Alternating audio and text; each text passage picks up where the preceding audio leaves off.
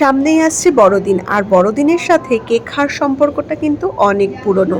আর সেই কেকটা যদি বাড়িতে বানানো যায় তাহলে কেমন হয়? বোধহয় ভালোই হয়। তো চলো আজকে তোমাদের সাথে একটা কেকের খুব সিম্পল রেসিপি শেয়ার করি। তো সবার প্রথমেই আমি এখানে দুটো ডিম নিয়ে নিচ্ছি। আর যা যা লাগছে সেটা কিন্তু আমি সাইডে মেনশন করে দিয়েছি, তোমরা দেখে নিতে পারো। আর তার সাথে এবার মিশিয়ে দিচ্ছি 1 চামচ পরিমাণ ভিনিগার। আর এখানে আমি একটা কাপ নিয়ে নিচ্ছি, যেটা দিয়েই আমি সমস্তটা মেজারমেন্ট করব আর যা যা ইনগ্রিডিয়েন্টস আমার কেকটা তৈরি করতে লাগছে। তো এবার আমি নিয়ে নিচ্ছি সাদা তেল 1/4 কাপ, আর তার সাথে নেব এই হাফ কাপ পরিমাণ দুধ। আর এর সাথে আমরা নিয়ে নেব 3/4 কাপ পরিমাণ চিনি। চিনিটাকে যদি তোমরা গুঁড়ো করে নাও তখন তোমরা কিন্তু 1 কাপ পরিমাণ চিনিটা ব্যবহার করবে। যেহেতু আমি এটাকে গুঁড়ো করিনি তাই জন্য 3/4 কাপ পরিমাণই আমি চিনিটা এখানে রাখছি। এবার চিনিটাকে ভালোভাবে এই ব্যাটারটার মধ্যে মেশাতে হবে। যতক্ষণ না পর্যন্ত চিনিটা মিশে যাচ্ছে তত সময় পর্যন্তই এটাকে আমরা ব্লেন্ড করে নেব। আর এবার কিন্তু চিনিটা বেশ ভালোভাবেই গুলে এসেছে। এবার একটা স্ট্রেনারের ওপরে আমরা ময়দা দিয়ে দেব 1 কাপ পরিমাণ। আর এখানে যা যা মেশাতে হবে আমি কিন্তু সেটাও সাইডে মেনশন করে দিয়েছি। তো এবার আমরা এর মধ্যে মিশিয়ে দেব 1/3 কাপ পরিমাণ কোকো পাউডার। যেহেতু এটা চকলেট কেক হচ্ছে তার জন্য কিন্তু কোকো পাউডারটা আমি একটু বেশি পরিমাণেই মেশাবো। এবার এই কোকো পাউডারটা দেওয়া হয়ে গেলে এর মধ্যে আমরা একে একে অ্যাড করব বেকিং পাউডার আর বেকিং সোডা। দুটোই কিন্তু আমি 1 চামচ পরিমাণে মেশাচ্ছি। বেকিং পাউডারটা সবসময় বেকিং সোডার থেকে বেশি ব্যবহার করবে কেক বানানোর ক্ষেত্রে, আর বেকিং সোডার পরিমাণটা একটু কম রাখাই ভালো।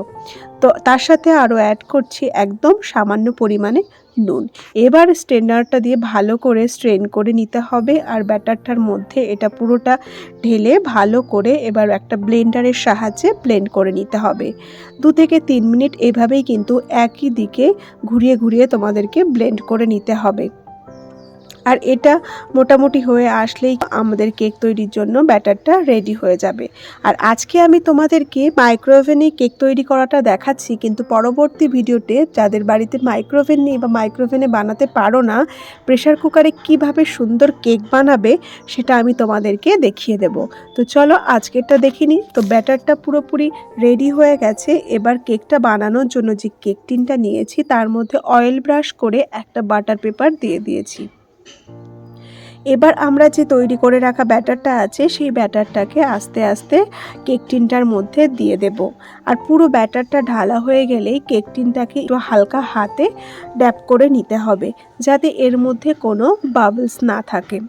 তো এবার কিন্তু এটা বেক করার জন্য একেবারেই রেডি হয়ে গেছে। তো চলো এবার এটাকে আমরা মাইক্রোওভেনে দিয়ে দিই। তো আমি এখানে 30 মিনিটসের জন্য দিয়েছিলাম 180 ডিগ্রি সেন্টিগ্রেডে। তো তার কিছু সময় পরেই আমাদের কেকটা কিন্তু ফুলে একদম রেডি হয়ে এলো, আর এই যে বার করে নিলাম। তো এবার একটু 2 থেকে 3 মিনিট এটাকে ঠান্ডা হতে দিতে হবে। তারপর বাটার পেপারটা সরিয়ে আমরা কিন্তু কেকটাকে কেটে খেয়ে নিতে পারি।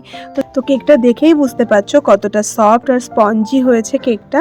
তো কেটে এবার তোমাদেরকে একটু একটা স্লাইস দেখাই যে ভেতরের দিকটা কেমনভাবে হয়েছে। তো আজকের রেসিপিটা তোমাদের কেমন লাগলো অবশ্যই কিন্তু কমেন্টে জানিও, আর ভালো লাগলে তো একটা লাইক করেও দিও। আর নিজেরা বাড়িতে একবার ট্রাই করে দেখো যে সত্যি কেকটা কতটা সুন্দর হয় খেতে। তো